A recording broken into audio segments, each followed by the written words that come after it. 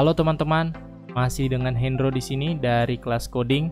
Pada video kita kali ini saya ingin melanjutkan video saya sebelumnya yang membahas tentang updatean terbaru dari Bootstrap ya, versi 5 Alpha. Nah, pada video kita kali ini kita akan coba ya hands-on Bootstrap versi 5 Alpha. Oke, mari kita lihat.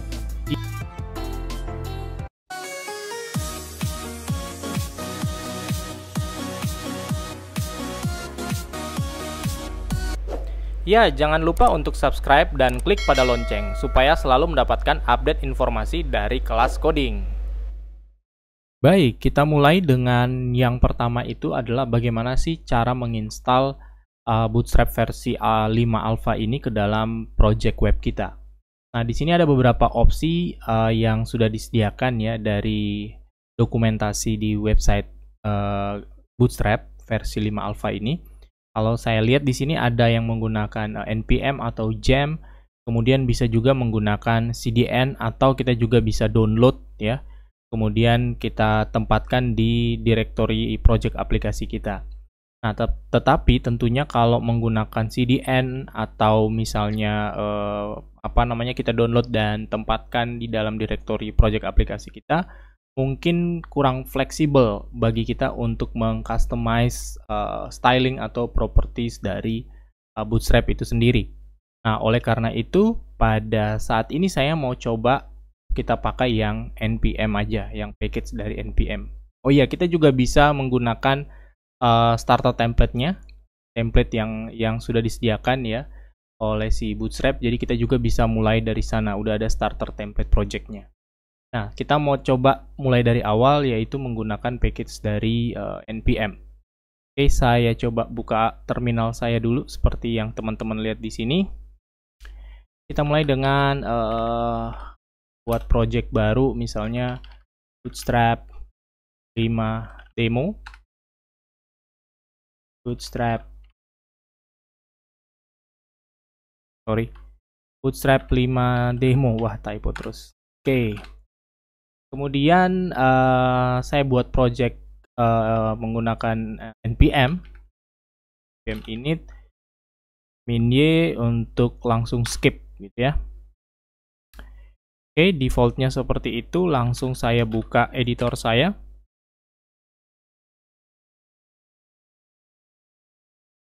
Oke, teman-teman bisa lihat di sini, ini adalah template projectnya Node.js lebih tepatnya ya. Jadi langsung bisa kita lihat package JSON-nya. Di sini belum ada dependensi ke Bootstrap. Nah, ini yang perlu kita install. Nah, cara installnya kita bisa jalankan yang ini. Oke. Kita bisa jalankan perintah npm install seperti biasa ya, kita menginstal install package-package di Node.js. Oke, saya buka pakai konsolnya atau terminalnya Visual Studio aja biar kita bisa langsung lihat di sini. Oke, ini saya bisa jalanin npm install Bootstrap supaya lebih tepat lagi kita sebutin aja versinya ya, biar nggak keliru. Alpha 1. Oke. npm install Bootstrap Alpha 1. Install. Baik. Nah, kita lihat di sini sekarang udah dependensinya udah ada, dan kalau kita lihat ke sini ya, maka semua source dari Bootstrap bisa kita lihat di sini. Oke. Ini source-nya dia. Kemudian ini SCSS file stylingnya ya.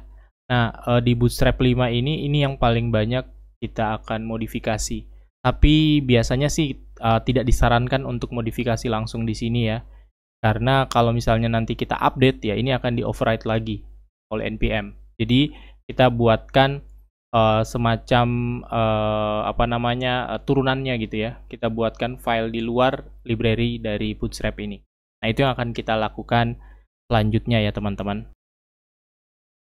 Ya, sebelum saya lanjut ke contoh codingannya ya, customize-nya, saya mau tunjukin dulu beberapa plugin atau extension dari Visual Studio Code yang akan membantu kita nantinya untuk memperlancar gitu ya, istilahnya memperlancar workflow development kita ya.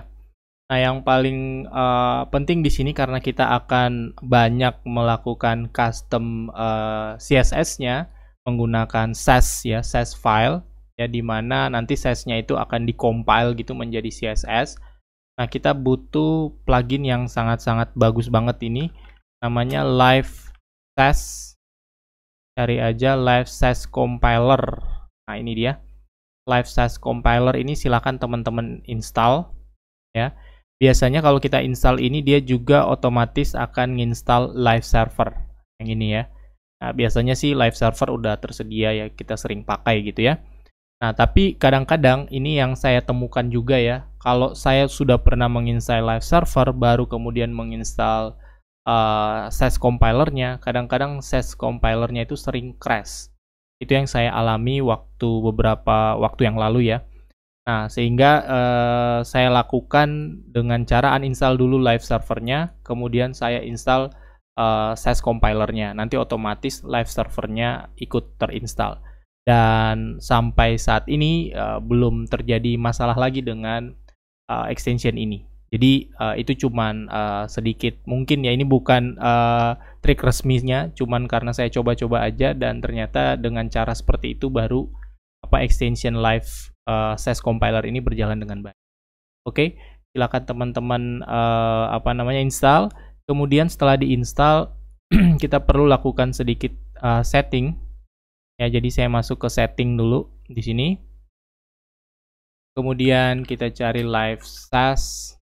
Nah, ini live Sass. Kemudian ini ada edit setting JSON.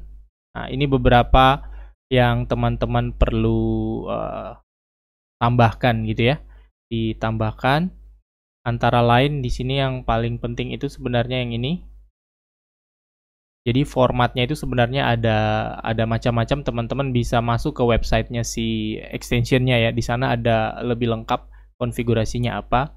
Nah, di sini misalnya ya, jadi waktu si live server ini, live compiler Sass ini mengcompile file Sass kita, dia akan menyimpan file CSS-nya. Ini extensionnya itu saya beri nama CSS. Saya simpan di dalam folder CSS nantinya. Nah, formatnya ini masih expanded, artinya output dari CSS filenya itu belum diminified.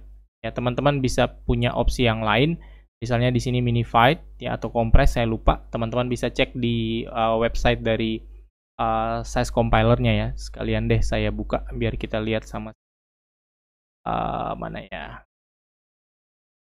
Atau saya googling aja live Sass compiler. Live Sass compiler ya. Coba lihat di webnya langsung. Oke.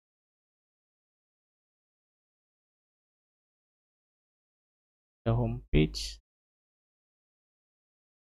Oke. Kita cek di sana, harusnya di sini ada dokumentasinya. Teman-teman bisa cek di sini ya. Nah, ini ada settingnya. Nah, ini ada beberapa yang lain. Nah, ini tadi yang saya pakai. Expanded. Nah, ini nilai defaultnya ya. Defaultnya itu save path-nya itu 0. Artinya nanti kalau dia compile, outputnya itu, file CSS-nya itu akan ada di tempat yang sama atau di roots-nya gitu. Oleh karena itu saya sertakan nama folder di sini misalnya CSS, atau terserah preferensi teman-teman. Kemudian ya ini yang udah di minified, tidak compress, biasanya extensionnya akan kita tambahkan .min.css seperti itu ya. Save path-nya ya silahkan disesuaikan dengan preferensi. Oke, nah itu konfigurasi yang perlu kita lakukan untuk menggunakan live Sass compiler ini. Oke, yang ini, kemudian yang lain-lain ini ya, opsional, teman-teman bisa sesuaikan sendiri. Ya. Oke, ini kita simpan ya. Kemudian kita balik lagi ke project kita. Nah, saya mau buat satu folder baru di sini. Beri nama aja misalnya SCSS. .scss. Oke, jadi semua file SCSS kita akan kita tempatkan di sini. Oke, kemudian di dalam sini saya buatkan file misalnya main SCSS. main.scss. Oke, seperti ini. Nah, di sini tinggal kita import aja apa namanya file SCSS miliknya si Bootstrap ya yang ada di ada di ini dia ya, Bootstrap SCSS. Nah, ini kita import aja ke dalam main SCSS. Jadi kita import terus nanti kita bisa override propertinya dan lain-lain itu di dalam file ini. Di dalam main SCSS, sorry. Oke, jadi tidak jangan kita utak-atik file SCSS yang ada di dalam node modulesnya tadi. Oke, karena seperti yang saya sampaikan tadi, dia akan di override oleh npm kalau kita lakukan update. Nah, kita import aja apa namanya file SCSS miliknya Bootstrap. Import ini misalnya kita arahkan saya arahkan ke node modules, kemudian Bootstrap, kemudian SCSS, di sini ada bootstrap.scss. Oke, seperti itu. Jadi kita import file Bootstrap SCSS ke dalam file main SCSS kita.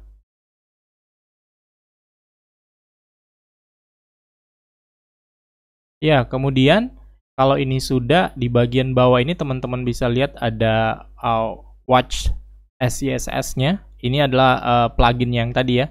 Ini akan memperhatikan file SCSS kita yang ada di dalam project kita ya. Setiap kali kita lakukan perubahan, dia otomatis akan melakukan proses compile mengubah file SCSS kita menjadi file CSS. Ini kita coba.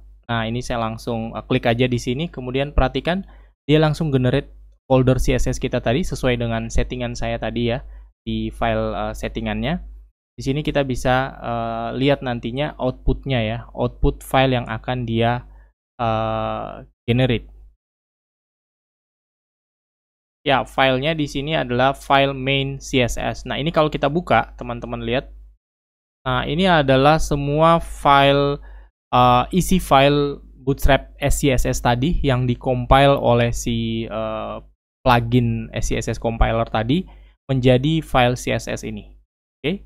Teman-teman bisa lihat di sini, ini semua warna-warnanya tadi yang ada di file CSS itu ada di sini semua. Oke, jadi udah ready dan kita udah bisa pakai. Nah, kemudian berarti kalau kita ingin include-kan ke dalam aplikasi ke dalam halaman HTML kita, ya yang kita include-kan itu yang file main CSS ini, nggak perlu include-kan yang ada di dalam node modules tadi ya, karena kita udah override di sini. Sehingga nanti kalau kita lakukan perubahan, misalnya ya kita lakukan perubahan-perubahan itu di dalam file main SCSS di sini. Oke. Nah, saya mau coba dulu kita buka file kita buat file namanya misalnya index.html seperti ini. Kemudian kita buat satu halaman ya. Oke, seperti ini. Dan kita kasih title aja demo Bootstrap 5. Oke, seperti itu. Dan kita bisa aja langsung nyobain misalnya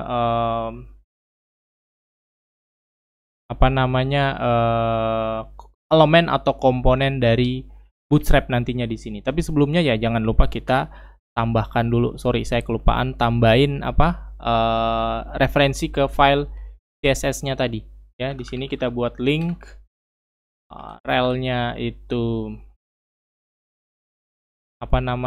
style sheet, kemudian href-nya itu ke css.main CSS. Kan kita ke file main CSS yang ada di dalam folder CSS, bukan ke dalam node module sini ya yang ada di disk ini. Ini juga bisa aja sih kita arahin ke sini ya, bisa aja. Cuman kalau yang ini artinya perubahannya itu tidak bisa dengan fleksibel kita lakukan, gitu ya, tidak bisa fleksibel. Nah, oleh karena itu kita gunakan SCSS tadi ya untuk seolah-olah kita nantinya kita bisa override gitu ya, gunakan SCSS. Oke, seperti itu. Kemudian saya bisa gunakan contoh-contoh komponen dari Bootstrap langsung di sini. Saya ambil aja, misalnya saya masuk ke webnya Bootstrap. Ini Bootstrap versi yang terbaru ya. Ini saya buka ada 2, ini yang versi 4. Nah, ini saya mau pakai yang versi 5. Nah, ini dia versi 5 ya, v5.getbootstrap.com. Kemudian kita coba aja example di dokumentasi ya. Saya coba aja salah satu komponen. Misalnya saya bisa pakai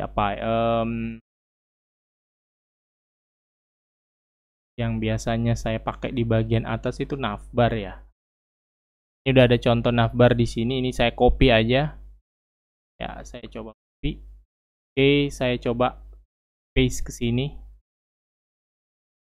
Oke, saya cuma pengen tahu kalau komponen ini saya jalankan seperti apa nantinya. Apakah udah bisa berhasil kita lihat seperti itu. Kalau berhasil kita lihat komponen ini, berarti workflow development kita udah berhasil kita setup dengan baik. Ini tinggal saya klik kanan, kemudian saya open with live server.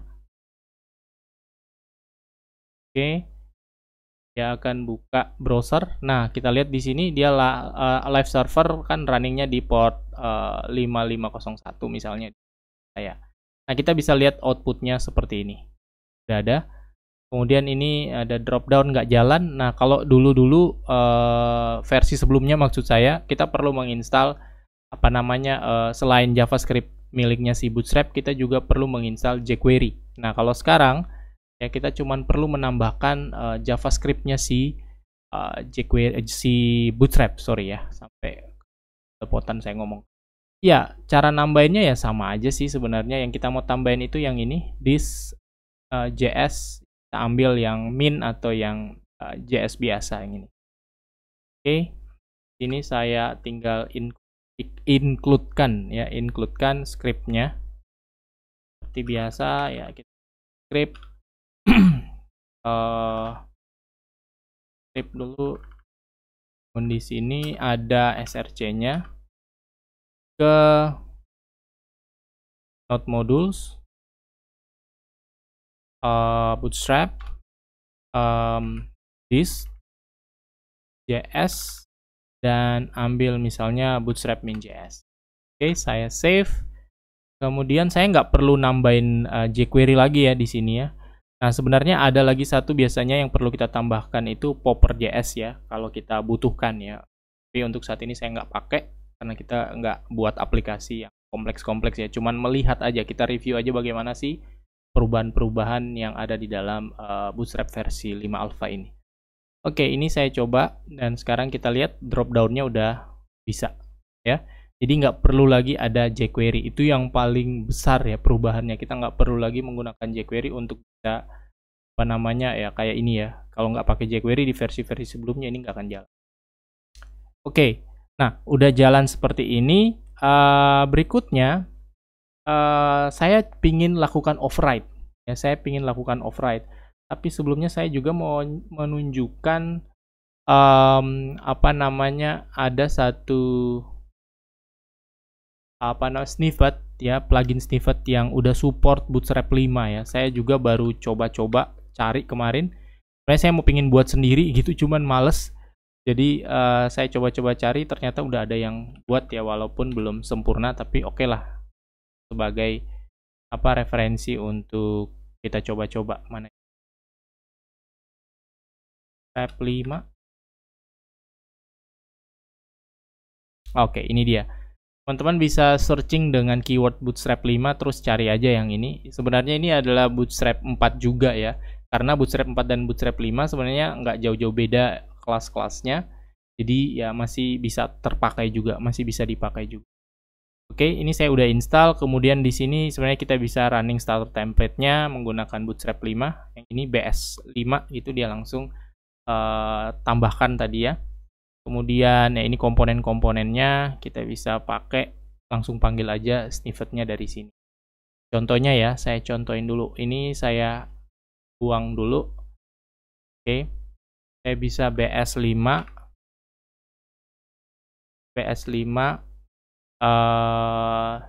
nav. Ups, kok nggak jalan? Bentar, saya lupa tuh kan. Saya lupa tadi. BS5 navbar ya, BS5 navbar primary. B5 sorry. B5 navbar primary. Tuh kalau saya enter ya. Oke. Nah, kita bisa langsung lihat di sini perbedaannya ya. Jadi tadi itu cuma tambahan aja, teman-teman bisa saja buat snippet sendiri atau tunggu aja, biasanya akan ada lagi snippet-snippet baru seperti yang sudah-sudah ya. Jadi tinggal kita pakai aja.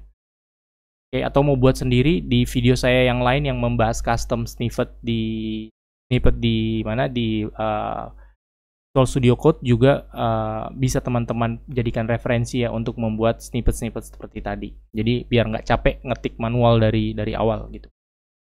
Oke, nah ini contohnya saya tambahin tadi plugin ya, cuman supaya teman-teman bisa lihat kita bisa dengan mudah gitu menggunakan snippetnya Bootstrap 5 ya, pluginnya tadi, kemudian langsung mendapatkan hasil yang sama.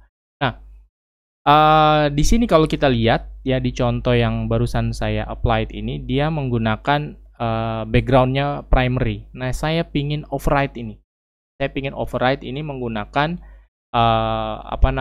di dalam file main SCSS. Oke. Caranya bagaimana? Ini simple banget. Saya tinggal buatkan aja nama variabelnya. Ingat di versi 5 ini proses untuk override style-stylenya si Bootstrap, dalam hal ini propertinya, itu simple banget. Saya tinggal ganti aja. Ya, namanya adalah primary ya. Terus saya mau ganti jadi warna apa gitu ya. Misalnya saya mau jadikan dia warna apa ya? Ungu mungkin. 900 C3F kalau nggak. Saya save. Oke. Saya save, nanti akan ada proses compile dulu ya si live compilationnya SAS. Oke. Ini saya coba refresh. Ya. Oke. Berhasil ya. Simple banget saya ngerubahnya menggunakan file SCSS ini. Oke, saya cuman ganti aja propertinya ya, properti warnanya. Kemudian ya udah, nanti otomatis si compiler size-nya tadi ini akan mengcompile lagi ya, file main CSS kita ya. Kemudian di sana udah di override primary-nya menjadi warna yang kita ingin. Nah, teman-teman juga tentunya bisa saja mengoverride properti-properti CSS yang lain ya. Silakan dibaca di dokumentasi miliknya si Bootstrap. Di sana akan teman-teman lihat lebih detail apa saja sih properti-properti yang tersedia atau variabel-variabel yang tersedia. Atau teman-teman bisa mengakses dari code-nya di sini ya. Kalau teman-teman lihat di modulnya di bagian SCSS itu akan kelihatan. Ini adalah semua komponen-komponennya. Kemudian kalau berbicara variabel itu ada di dalam sini nih, ya, dalam variabel. Nah, ini tadi variabel-variabel yang bisa kita override. Oke, tinggal kita tentuin aja sesuai dengan kebutuhan kita. Oke, kalau kita langsung edit di sini juga bisa saja ya teman-teman. Tapi seperti yang saya sampaikan tadi, akan ke override lagi kalau kita lakukan proses update di npm-nya. Jadi sebaiknya jangan. Oke, seperti itu ya. Jadi simple banget ngerubah warnanya, langsung bisa kita lihat hasilnya. Nah, yang berikutnya adalah icon ya. Kalau teman-teman ingat di video saya sebelumnya, saya juga menjelaskan bahwa salah satu perubahan yang cukup signifikan itu adalah icon. Ya, jadi si Bootstrap itu sudah punya icon library sendiri ya, yang ini. Jadi kita sebenarnya udah nggak terlalu butuh untuk menginstal Font Awesome misalnya atau Ionic icon ya, atau icon-icon pihak ketiga lainnya. Ya kecuali mungkin ada gambar icon yang tidak tersedia di sini, ya baru teman-teman boleh menggunakan atau mencari library icon yang lainnya. Nah, caranya gimana ya? Tinggal kita install aja ya. Ini saya coba masuk ke sana. Kemudian cara nginstalnya bisa kita langsung jalankan perintah ini ya. Saya coba dulu, kita jalankan aja di command line di sini, npm install bootstrap icon. Oke, maka dia akan download seperti biasa. Ya, ini kalau kita lihat press terlebih. Ya, ini udah ada bootstrap icon dan teman-teman bisa lihat ini semua file SVG-nya ya, file-file iconnya. Oke, sesimpel itu. Terus cara pakainya gimana? Misalnya saya mau pakai di sini aja di title-nya ya. Saya mau kasih icon juga di sini. Nah, kita bisa ambil aja salah satu contoh yang ada di sini ya, teman-teman. Misalnya saya mau cari iconnya Bootstrap. Ya. Bootstrap, sorry.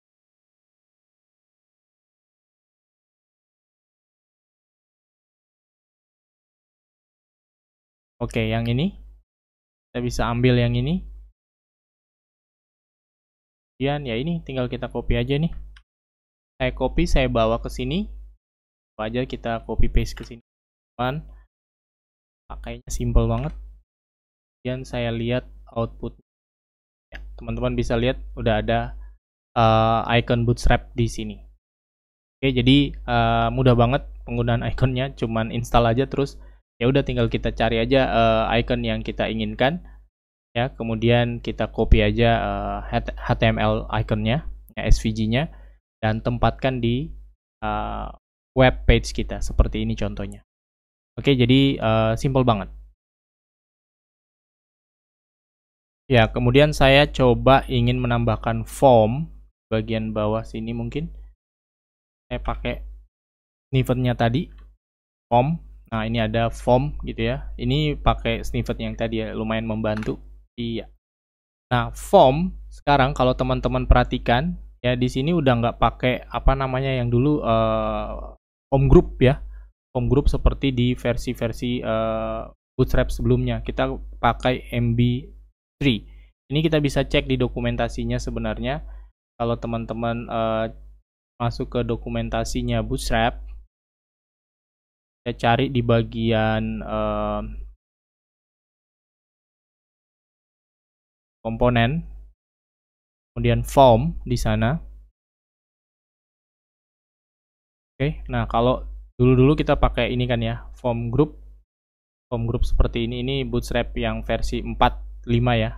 Nah kalau sekarang kita nggak perlu pakai lagi kelas form group seperti ini ya, kita pakai kelas MB3 seperti ini, udah otomatis seperti menggantikan si form group tadi ya, tetap rapi tampilannya. Oke, kita lihat outputnya kayak apa. Oke, seperti ini outputnya ya, ini formnya karena kita tidak taruh di dalam sebuah kontainer misalnya ya. Oke, kalau saya mau taruh dalam kontainer ya bisa saja di sini saya buatkan kontainer. Seperti ini saya coba pindahin.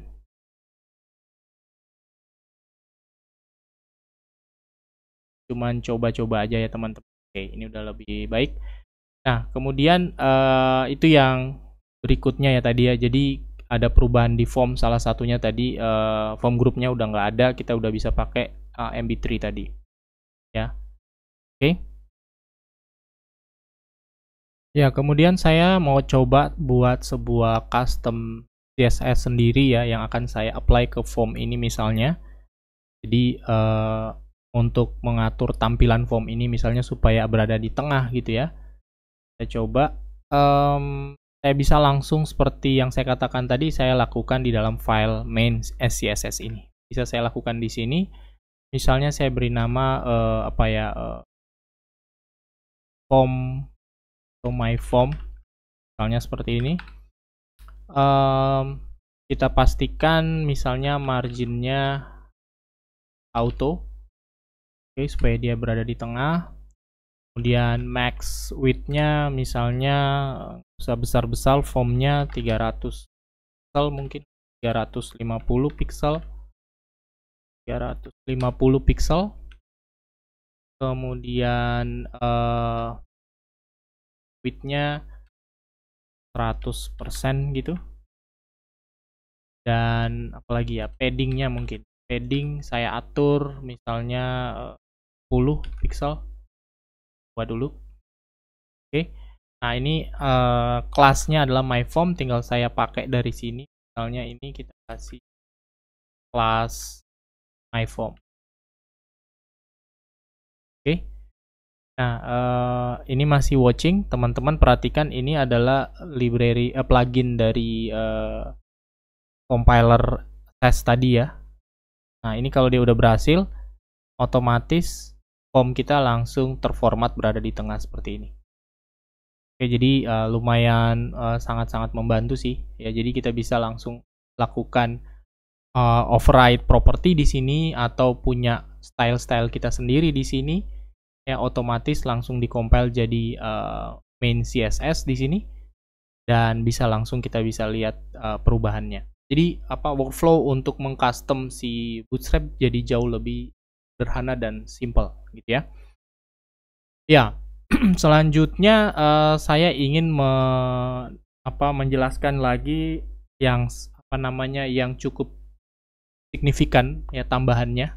Kita coba buka dulu dokumentasi Bootstrap versi, belum kelihatan versi 5-nya di sini ya. Jadi saya harus pakai link v5 getbootstrap.com.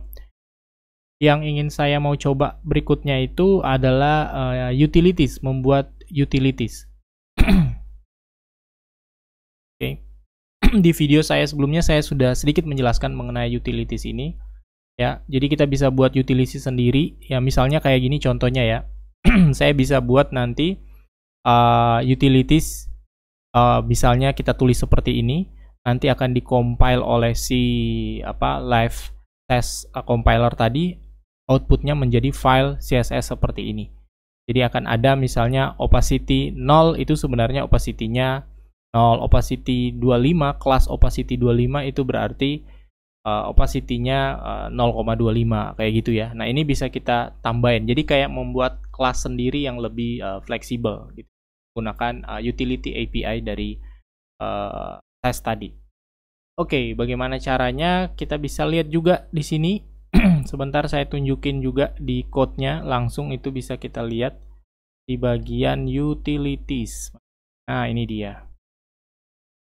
Utilities. Nah, dari sini sih sebenarnya kita udah bisa tinggal copy paste gitu ya. Kita copy paste terus kita lakukan penyesuaian. Misalnya saya mau lakukan penyesuaian padding ya mungkin atau margin ya, tergantung kebutuhan ya, kita lakukan penyesuaian. Oke. Misalnya saya mau lakukan penyesuaian margin mungkin ya, property margin. Nah, saya tinggal lakukan perubahan atau tambahan di sini, atau bisa juga kita buat file yang terpisah, misalnya ya di folder SCSS ini saya buat file lagi, saya beri nama my utility mungkin, biar dia nggak dikompil harus ada dash di depannya kayak gini ya, my utility in s. Kemudian nanti kita tulis di sini, kemudian di sini tinggal kita import aja. Import filenya tadi, utilities. My utilities. My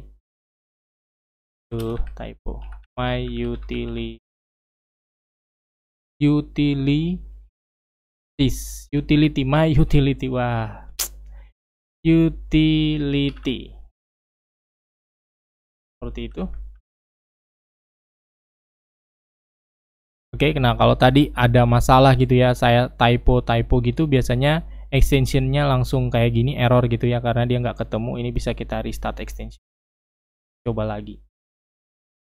Oke, nah kalau nggak running extensionnya ya kita bisa oh ini jalan. Oke, ini udah jalan. Kalau nggak jalan ya, ini hanya untuk info aja teman-teman, biasanya dia Kalau dia nggak jalan, kita bisa running lagi dari command palette-nya ya. Kita bisa panggil dari sini. Nah ini dia live test. Ini watch-nya tinggal diklik aja di sini. Kalau dia nggak jalan lagi ya, waktu kita restart dia nggak jalan lagi, bisa dipanggil lagi dari sini. Oke, nah ini tadi udah benar, dia udah import. Nah tinggal kita tulis di dalam sini nih, utility kita seperti apa. Oke, nah tadi saya katakan kita bisa ambil referensi dari sini ya untuk sintaksnya. Misalnya ini saya copy, ambil di sini, paste ke sini, gitu ya. Kemudian mungkin kalau kita lihat sebentar, saya juga nggak hafal. Ini ada utilities map merge, dia pakai map merge di sini, tinggal kita tulis aja di sini. Berarti utilities map merge ini. Oke, kita kosongin dulu.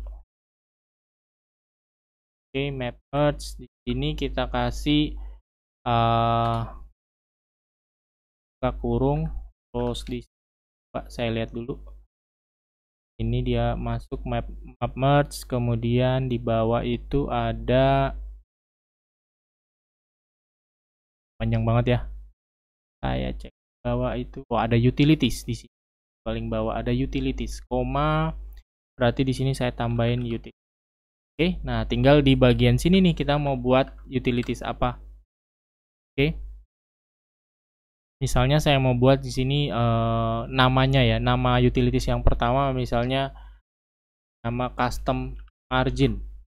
Atau terserah teman-teman namanya apa gitu ya. Tergantung kebutuhan. Kemudian properti yang akan kita pakai itu adalah margin. Oke. Kelasnya ya, prefix kelasnya ya. Jadi misalnya tadi kayak ada MB3, MB4 kayak gitu ya. Jadi prefixnya, prefix kelasnya. Saya mau kasih nama MG gitu ya, MG margin. Atau terserah sesuai kebutuhan. Values-nya ini juga ya tergantung teman-teman. Marginnya mau kayak apa. Oke. Nah, yang pertama itu misalnya kalau marginnya 0 itu berarti 0 marginnya. Di sini artinya saya nanti panggilnya itu bisa MG0, MG-0, MG-1 kayak gitu ya. Nah, kalau marginnya 1 misalnya kita kasih di sini 5. Ya 5 apa ya tergantung kebutuhan, misalnya pixel boleh. Jadi tergantung kebutuhan aja. Dan misalnya di sini 7. Kalau 3 itu misalnya di sini 10 mungkin. Dan kalau 4 misalnya dia itu 15. Ini cuman sampel aja. Nah, nanti saya bisa manggil ini atau saya bisa pakai ini dengan menggunakan kelas mg-0, mg-1, mg-2 dan seterusnya. Ya, jadi kita bisa buat utility sendiri. Nah, saya coba pakai di mana ya? Coba. Nah, saya coba pakai di sini, kemudian ini kelasnya saya coba, kita lihat dulu outputnya kayak apa. Ya. Coba kalau saya kasih margin di sini kayak apa yang terjadi. Ini kita bisa panggil mg, misalnya tadi mg 4. Oke, kita tunggu dulu apakah dia berhasil di build.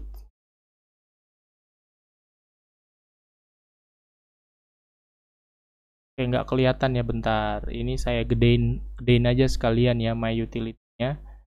Ini mungkin mg4 saya kasih biar kelihatan lah. 50 pixel gitu ya, 50 pixel. Oke. Ntar saya geser ke sini.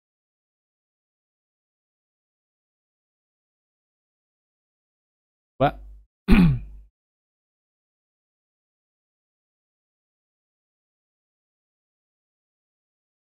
Oops. Sorry, bentar. Saya start lagi live servernya. Ya, ini baru kelihatan nih teman-teman. Lihat jaraknya jadi jauh banget ya. Saya bisa ganti misalnya ini tadi MG 3 mungkin saya save. Nih marginnya menyesuaikan. Nah, kita udah punya custom utility di sini nih, ya.